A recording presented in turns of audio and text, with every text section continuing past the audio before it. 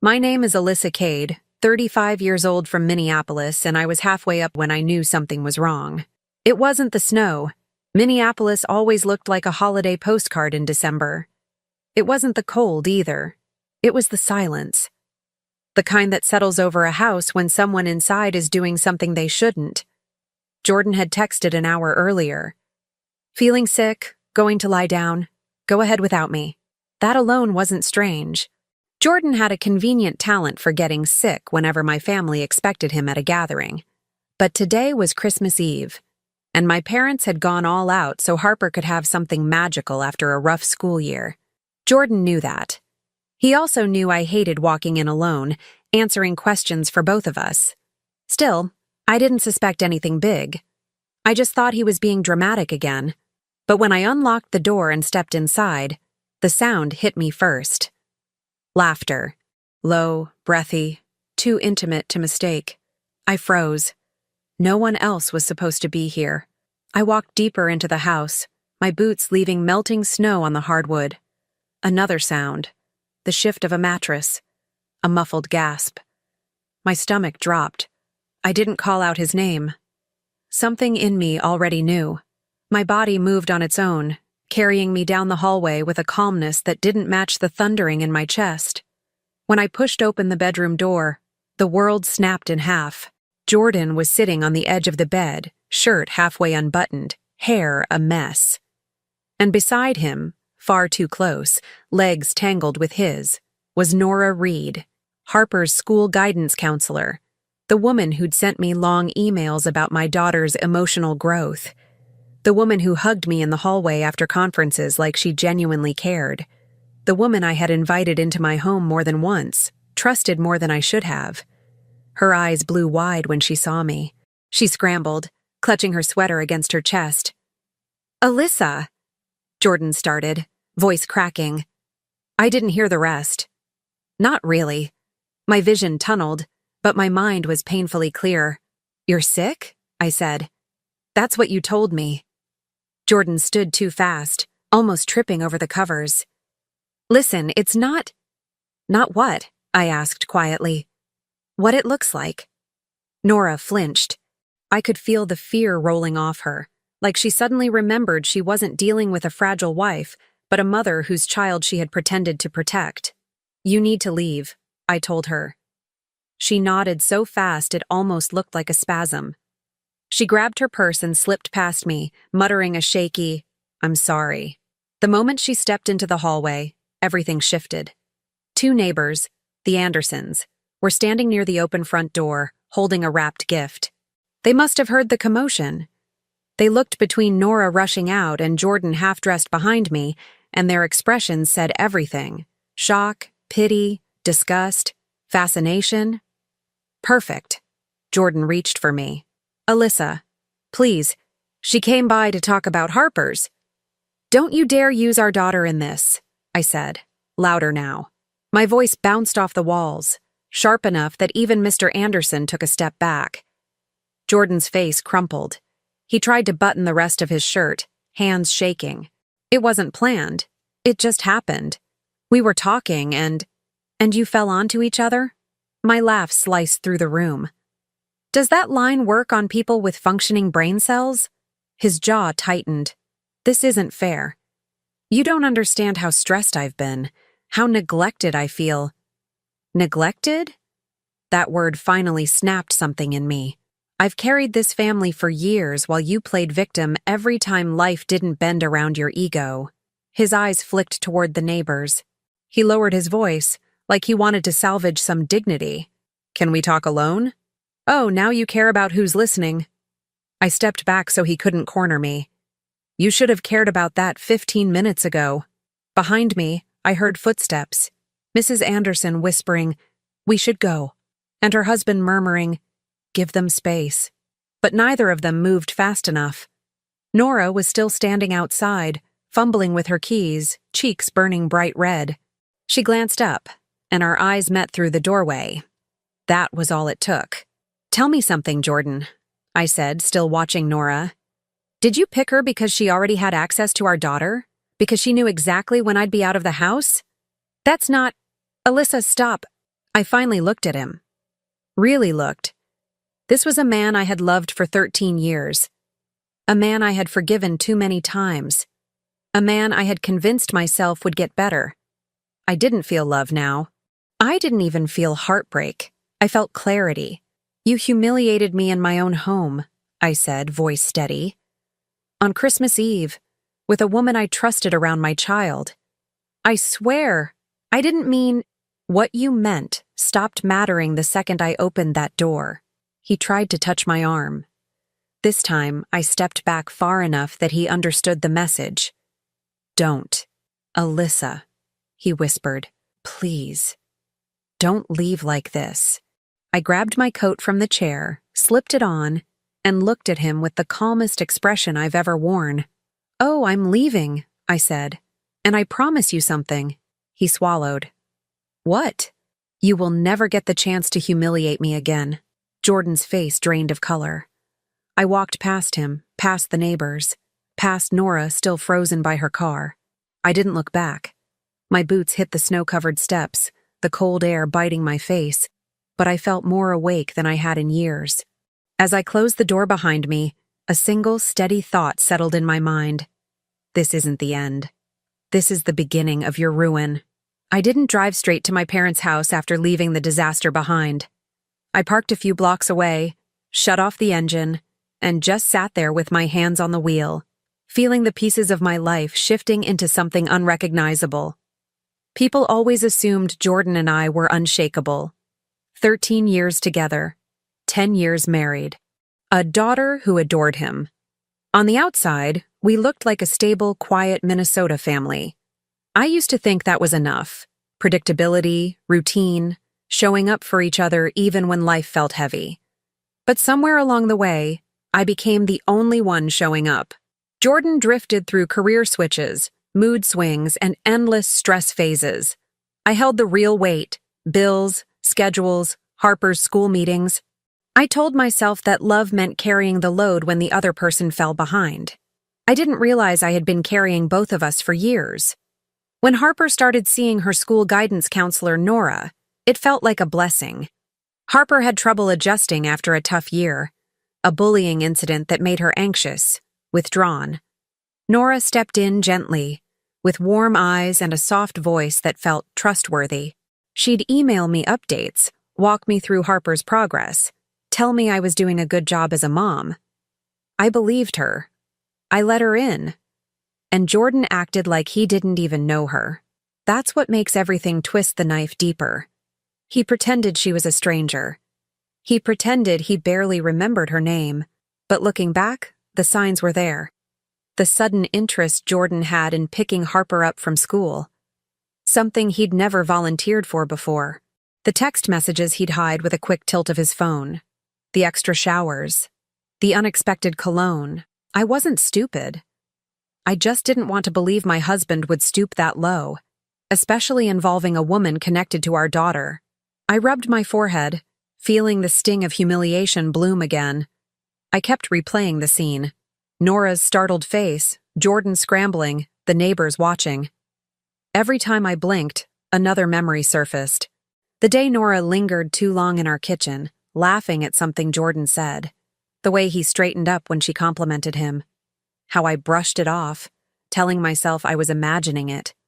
My phone buzzed. A message from my sister, Michelle. "Mom said you didn't show up. Everything okay?" I hesitated, then called her. The second she answered, her voice was soft. "Alyssa? What happened?" I couldn't speak at first. When I finally told her, the words came out raw and clipped. She didn't interrupt. She just listened, breathing hard on the other end. "Alyssa," she said firmly, "Harper told me something a while ago. I didn't want to worry you, but..." She said she saw her dad hugging Miss Nora in the school parking lot. Not a normal hug. A secret one. My heart clenched. That was the confirmation I didn't want but needed. The final piece that made everything click into place. Jordan hadn't slipped. He hadn't made a mistake. He had been betraying me, and betraying our daughter's trust, for months. The next morning, I woke up before the sun, not because I slept, but because my body refused to shut down. Every time I closed my eyes, I saw Nora sitting on my bed. My bed. The place I had laid Harper down as a newborn. The place I folded laundry. The place I thought my marriage still meant something. By dawn, the numbness had faded. What replaced it wasn't panic, heartbreak, or denial. It was clarity. I made coffee like I was on autopilot, but inside, something had shifted. I wasn't going to plead or negotiate or wait for Jordan's explanation. I wasn't going to play the role of the wounded wife while he fumbled through damage control. I was done cleaning up his messes. The first thing I did was call my lawyer, Carla. She answered on the second ring. She always did. "Alyssa? What's going on?" I told her everything in one steady breath. No tears, no shaking, just facts. She listened, then let out a slow exhale. "We move now," she said. "Before he realizes what's coming." That sentence lit something in me. I had spent years moving after Jordan, reacting to his mistakes, covering his inconsistencies, smoothing over his storms. Now I was moving first. Carla laid out the steps: freeze the joint account, separate my direct deposits, secure Harper's medical and school documents, and record everything: dates, texts, witnesses. I didn't flinch. I wrote each instruction down and got to work. At the bank, the teller asked politely, "Both names on the account?" "Yes," I said without blinking. "And I'd like it frozen immediately. Fraud concerns." It wasn't fraud, but it was something worse: betrayal funded with my effort. By noon, I had transferred my savings into a private account Jordan couldn't touch. I called the mortgage company and requested a temporary hold pending legal review. I scheduled a home appraisal for the following week. I hired a locksmith. Every step felt like oxygen returning to my lungs. Back home, I started packing small essentials, not to leave permanently, but to prepare. Clothes for Harper, important documents, passwords, keepsakes. I moved with a calmness I didn't expect, like I had rehearsed this moment in the back of my mind for years without admitting it. Around 2 in the afternoon, Jordan finally called, then texted, then called again. I didn't answer. His messages poured in like someone desperately trying to fix a crack that had already split the foundation. "Alyssa, we need to talk. Please pick up. I'm sorry. It wasn't serious. Can you at least tell me where you are?" Each one confirmed what I already knew. He thought he still had control. He thought I was at home crying, waiting for him to show up with another half-hearted apology. He had no idea the ground beneath him was already shifting. By 4 o'clock, I had packed everything I needed into 2 suitcases and loaded them into my car. I picked Harper up from my parents' place, hugged her a little tighter, and brought her home to pack her overnight things. I didn't tell her everything.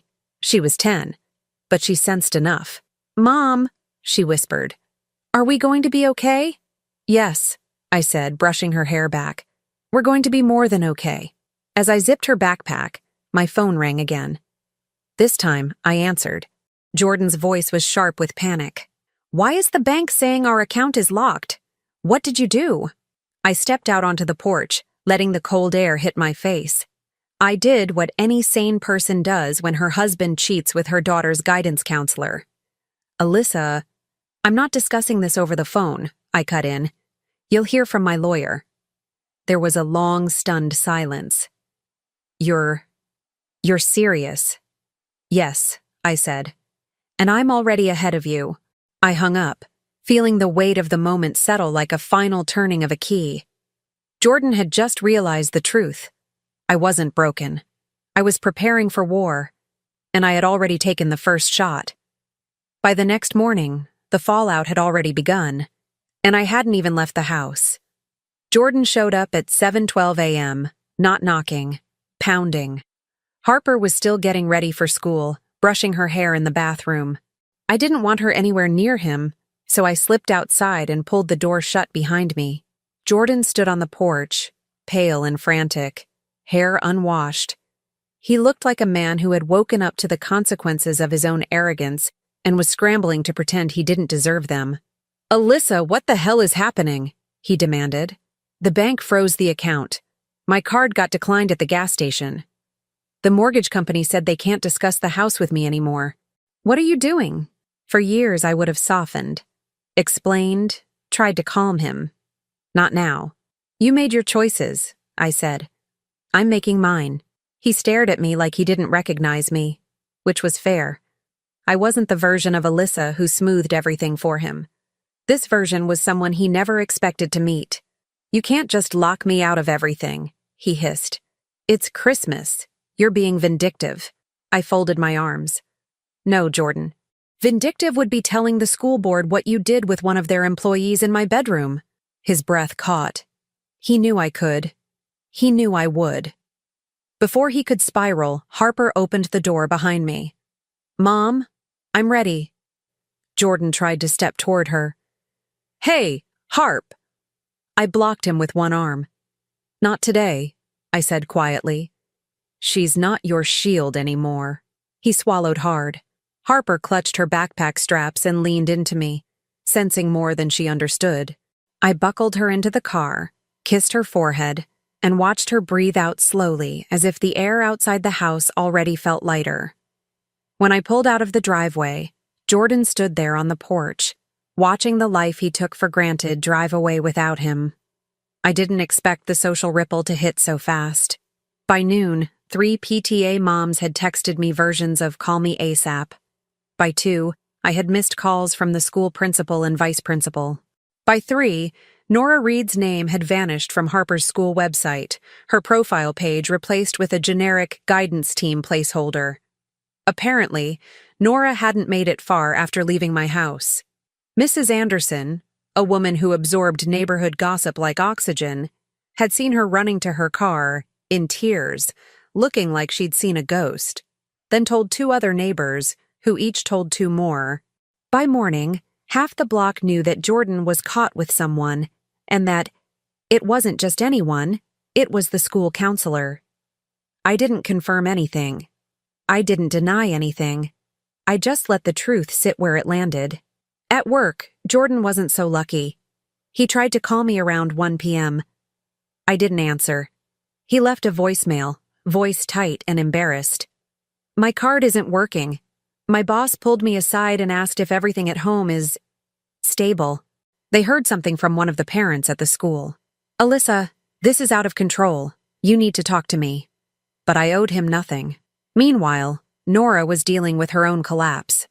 The principal's office called to schedule a discussion regarding conduct concerns. Translation, they were investigating. In a school system, impropriety wasn't just frowned upon, it was a professional death sentence. I didn't lift a finger to push any of this. It unfolded because people talked, because Jordan lied, because Nora crossed a line with the wrong family.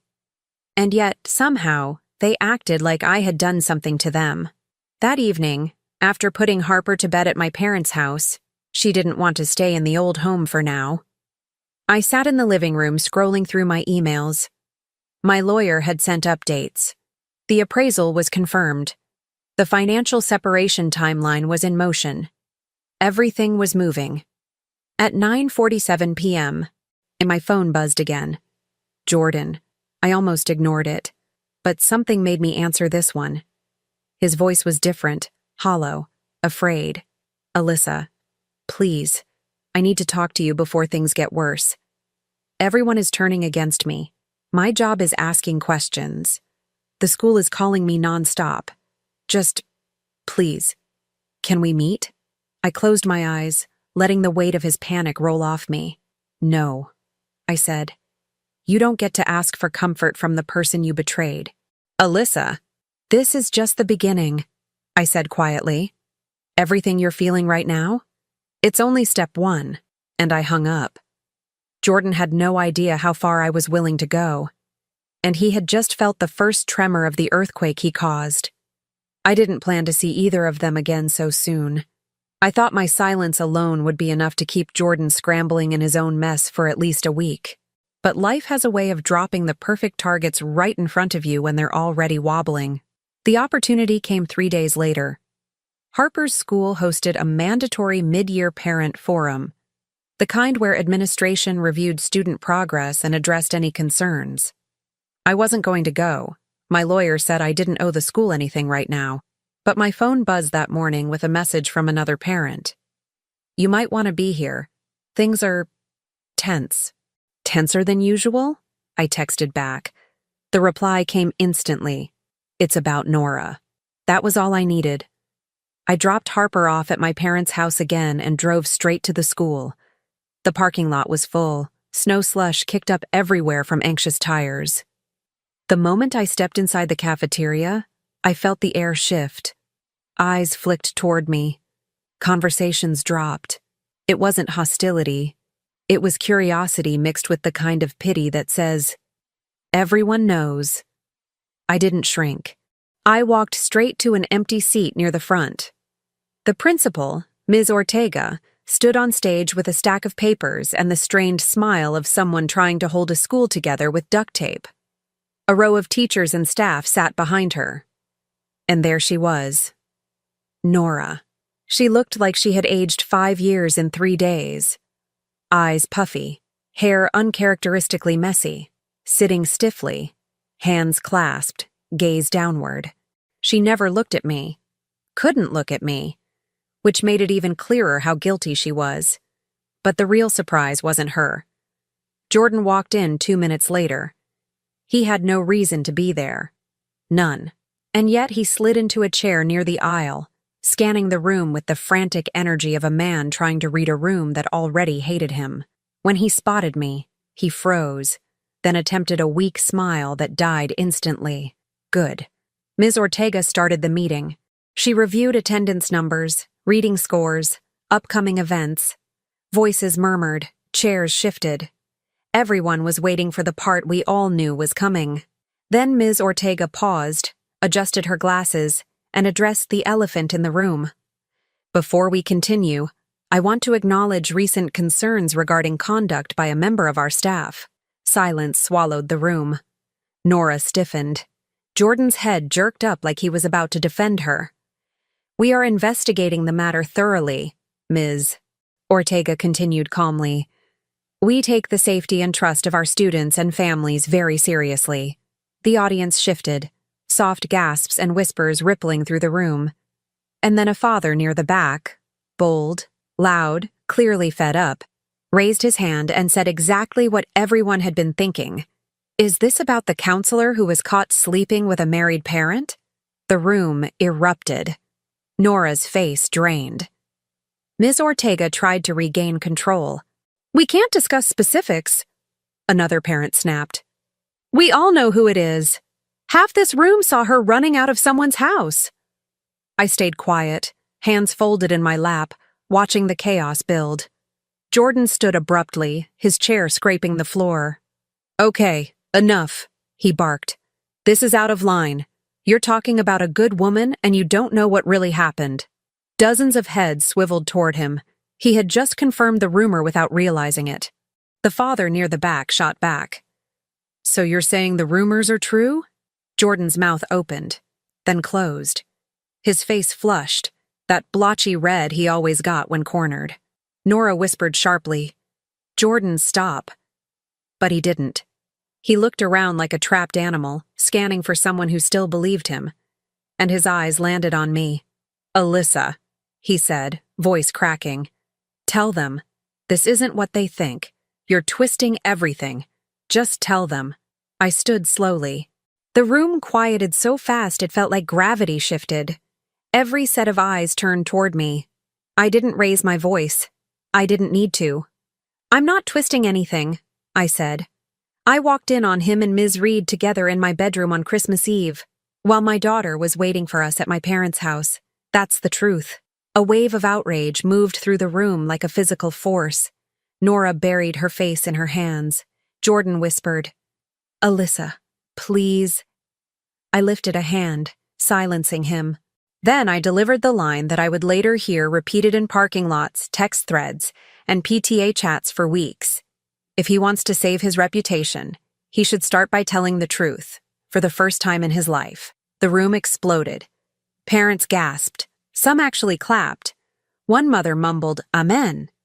Ms. Ortega tried to regain control, but the crowd had already turned. Judgment sharp, collective, and merciless. Jordan sank back into his chair, crushed under the weight of the very public humiliation he had created. Nora slipped out of the room shaking. I didn't stay until the meeting ended. I had already accomplished what I came for. When I stepped outside into the cold air, my phone buzzed with texts from 3 parents and 1 teacher. But the last message stopped me in my tracks. Jordan is looking for you. He's panicking. Good. He should be. This was only the second round. And he was already buckling. I should have expected Jordan to fight back. Humiliation was something he couldn't tolerate. He'd rather lie, twist, and burn the entire world down than admit he was wrong. But even knowing that, I wasn't prepared for how quickly he tried to turn the narrative around. It started the morning after the parent forum. My phone buzzed nonstop. Not from Jordan, from mutual friends, coworkers, neighbors. Did you see Jordan's post? Alyssa, what is he doing? He's losing it. I hadn't seen anything. I wasn't following him. But curiosity won, and I opened a coworker's screenshot. Jordan had posted a 3-paragraph Facebook update, dramatic, self-pitying, written like a man auditioning for sympathy. It read, "I'm going through a devastating marital situation. I won't name names, but there are false accusations being spread by angry people who don't understand the full context. My mental health has been in a fragile place. I made mistakes, but nothing like what's being said. Please be kind. Please don't believe rumors. I just want peace." I let out a slow breath. There it was. The classic Jordan pivot. When caught red-handed, he didn't apologize. He crafted a sob story. And of course, a small handful of people fell for it. The praying for you types.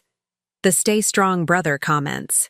The ones who liked to rally behind the loudest victim in the room, even when they weren't victims at all.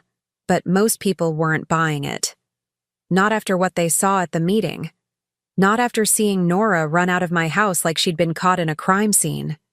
Not after hearing Jordan try to defend the indefensible. Still, Jordan didn't stop there. By afternoon, he'd uploaded a video. A poorly lit, shaky phone recording of him sitting in his car, fake grief dripping from every line. He talked about betrayal. He talked about being misunderstood. He talked about mental health, stress, the pressures of work. And then, unbelievably, he framed himself as the one suffering from my choices.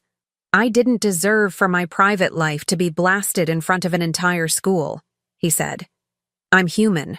I make mistakes. But I'm a good father. I love my daughter. I hope someday people stop judging what they don't know. He didn't mention Nora by name. He didn't mention the affair. He didn't mention that he detonated his own reputation. He implied I had overreacted, that I had embarrassed him, not the other way around. I watched the whole video once, jaw clenched, then shut my phone off. But the world didn't shut off with it. Within hours, the video had been clipped, reposted, analyzed, laughed at. Parents from the school, the ones who had witnessed the meltdown, began commenting, "You defended her. We literally heard you admit it. Stop playing victim." And then came the blow he never saw coming. Receipts. Not leaked by me, not encouraged by me, but by people who had seen too much.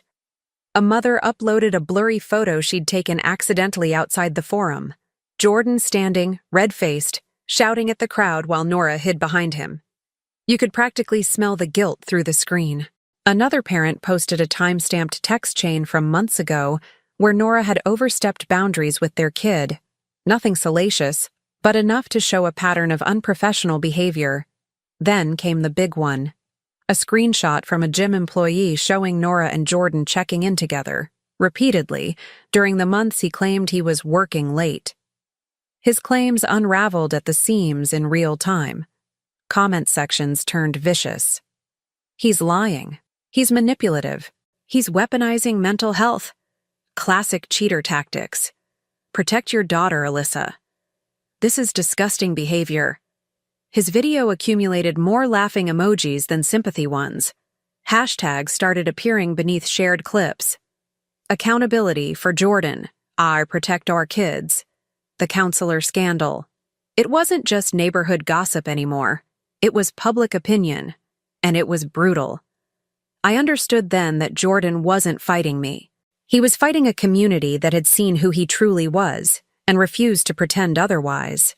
And he was losing. Around 6 that evening, Jordan called. I didn't answer. He sent a long text instead. Take it down. Make them stop. You have to tell people the rumors aren't true. You're ruining my life. I stared at the message, amazed by the audacity. I hadn't posted a single thing. Not one. And yet he blamed me for the storm he created by trying to manipulate the narrative. I typed one sentence back. I didn't ruin your life, Jordan. I just stopped protecting it. He didn't reply. Hours later, someone forwarded me a screenshot of his Facebook page. Jordan had deactivated his account. The man who wanted attention more than air had just gone silent. Because the performance finally failed, the audience turned on him, and the truth drowned out every lie he tried to build. He wasn't misunderstood anymore. He was exposed. By the time the public turned on Jordan, the legal machinery was already moving. I'd spent years believing he held the power in our marriage, emotionally, financially, socially. It was strange watching the truth reveal itself. His power only existed because I kept propping it up. Now that I wasn't, everything collapsed fast. The first real blow came during our emergency consultation with my lawyer, Carla. She spoke with the calm precision of someone who'd dismantled 100 men like Jordan. We file immediately, she said, flipping through documents. Given the affair with someone connected to your child, we push for primary custody. And based on financial contributions, you're entitled to the majority share of the marital assets. Jordan showed up late, looking hungover from his own meltdown. When he entered the room and saw the stack of evidence, the gym check-ins, the text confirmations, the screenshots parents had offered, he went sheet white. You can't use that, he said, voice cracking. Carla didn't even look up. It's all public. Some of it was voluntarily submitted. Everything is admissible. Jordan sat down hard. Alyssa, please, we don't have to do this. You did this, I said. Now we're just documenting it. He swallowed, but said nothing else. By the end of the week, things began unraveling in places he never expected, starting with his job. His manager called him into HR after parents from the school sent concerned emails linking the counselor scandal to Jordan's name. Tech sales requires one thing Jordan no longer had: credibility. He tried to claim it was a personal matter, but HR wasn't having it. Impropriety with school staff, especially one connected to his daughter, was enough to trigger a company review. By Friday, he was put on unpaid leave. He texted me. They suspended me. Can you at least tell them this is exaggerated? I need my job. I didn't answer.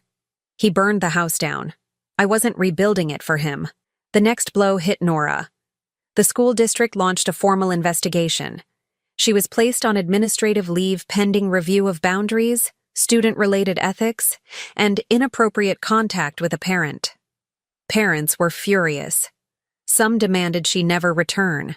Others threatened to pull their kids from her caseload, or the school entirely, if she stayed employed. I didn't ask for any of that. But when you break the trust of parents, you don't get to keep the title of counselor. She went silent online, silent publicly, silent everywhere. Rumor had it she was staying with her sister across town. I didn't waste time thinking about her. Then came the financial avalanche. Because the joint account was frozen and my income was already moved, Jordan couldn't touch the savings. His credit cards bounced, his car payment was declined. His phone bill went unpaid, and he had to switch to Wi-Fi calling. He sent me another string of messages. This is insane. You're pushing too far. I need money for rent. Are you really going to let me drown like this? Yes. I was. The part that shocked him most came from his own family. His father, Raymond, a stern, old-school man Jordan always tried to impress, called me personally. I've heard enough, he said. He embarrassed the family name. I won't support him anymore. And he didn't. Within days, Raymond cut all financial support. The little emergency money he slipped Jordan during every rough patch. The savings account he had offered to help with Harper's school.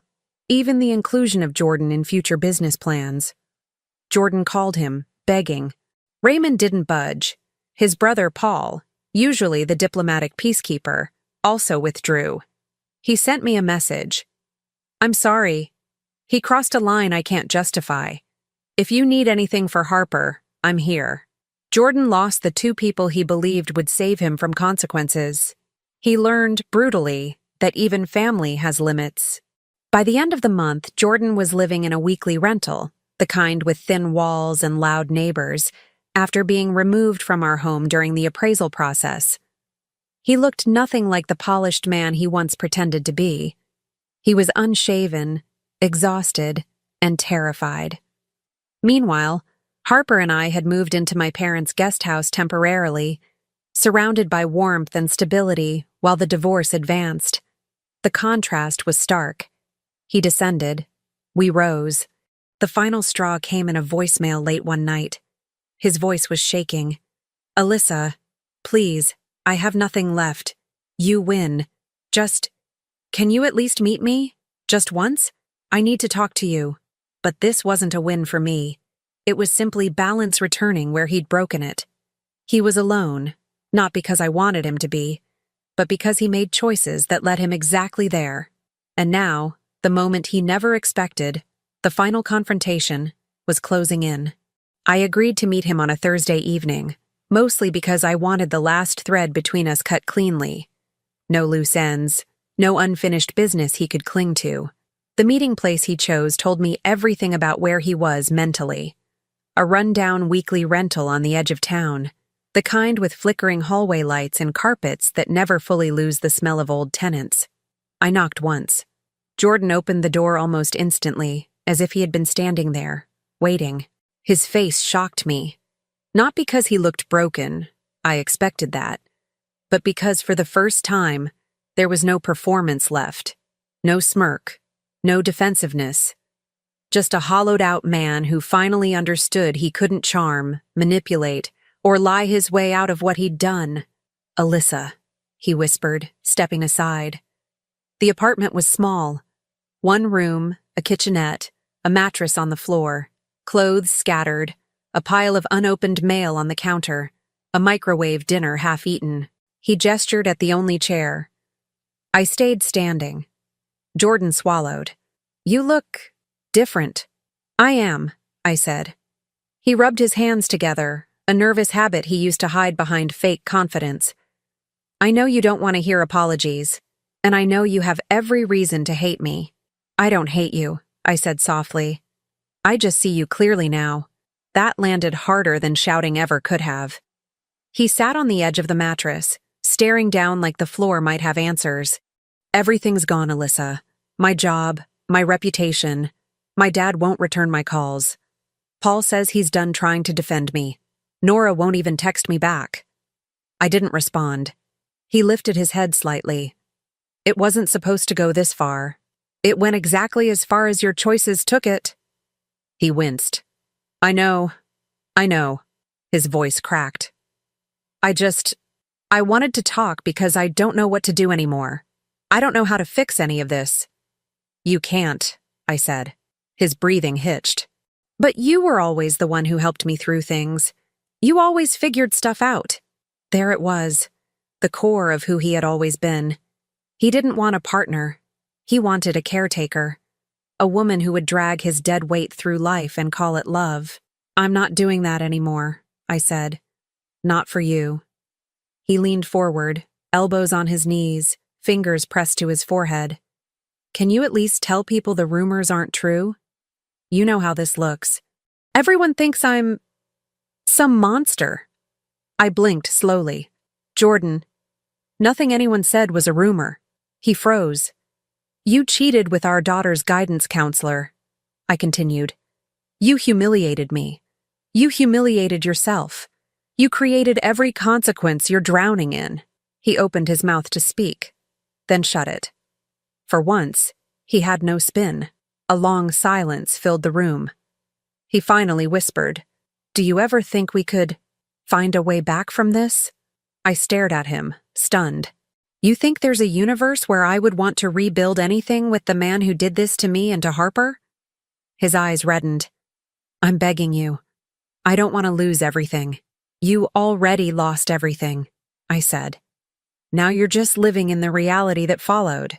He looked around the room, the peeling paint, the stained carpet, the mattress with no bed frame, like he was seeing it for the first time. "I don't understand how you can be so calm." "Because I'm done fighting for someone who never fought for us," I said.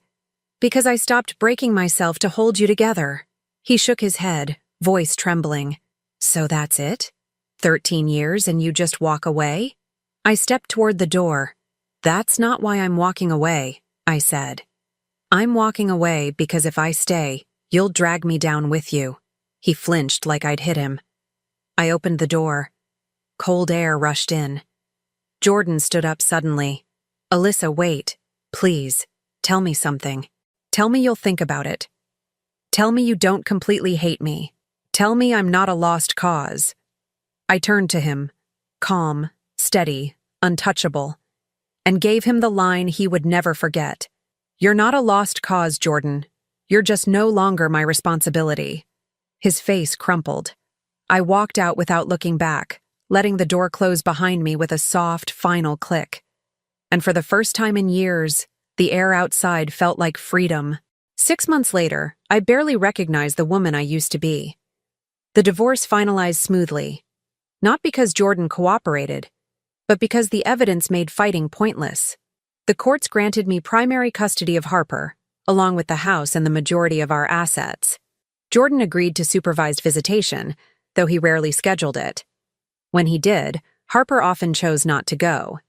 She didn't say why. She didn't have to. Our life shifted into something quieter, simpler, and strangely brighter. I found a small, sunlit townhome near the river. Nothing extravagant, just warm and grounding. Harper decorated her room with string lights and drawings, and she stopped checking over her shoulder whenever the front door opened. She laughed more, slept better.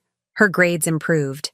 She started taking piano lessons again, something she'd abandoned during the last year of our marriage. My parents visited often. My sister came by with groceries and late-night conversations. The world that once felt heavy now felt held. And me? I rebuilt in ways I didn't expect. I finally applied for the promotion at work that I'd been putting off for years because Jordan always needed help, needed rides, or needed attention. I got it. The raise didn't just help financially, it felt symbolic. A recognition of what I'd carried alone, and what I now allowed myself to reach for. I joined a weekend hiking group. Nothing intense, just people who wanted fresh air and good coffee afterward. I made new friends. Ones who knew me only as Alyssa, not as Jordan's wife, or the woman from the scandal. Sometimes they asked gently if I was seeing anyone. I always answered honestly, "I'm not looking, I'm healing." Because the truth was, I liked waking up without chaos. I liked choosing my peace on purpose. I liked knowing my life wasn't dependent on someone else's ability to stay faithful, stay honest, or stay grounded. As for Jordan, I heard bits and pieces. He bounced between temp jobs. His family kept their distance. He moved apartments twice, each one smaller than the last. Nora left the state quietly, reportedly working in a district 2 cities away. Their connection dissolved as quickly as it had begun. Occasionally, he sent a message asking how Harper was doing. I replied with short, factual updates. Nothing more. Boundaries that once felt impossible now felt natural, necessary. The last time I saw him was by accident. Harper and I were at the grocery store when he turned down the aisle, pushing a half-empty cart, looking thinner than I remembered. His expression flickered with recognition, regret, maybe shame. He opened his mouth like he wanted to say something. An apology, a greeting. Who knows? I gave him a polite nod and kept walking.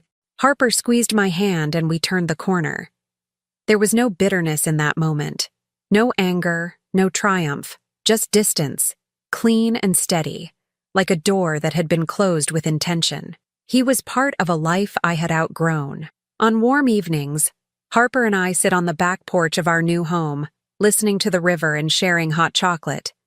She tells me about school, friends, ideas she wants to try. I listen, really listen, because now there's space. There's room for both of us to breathe. Sometimes I think back to the night everything fell apart.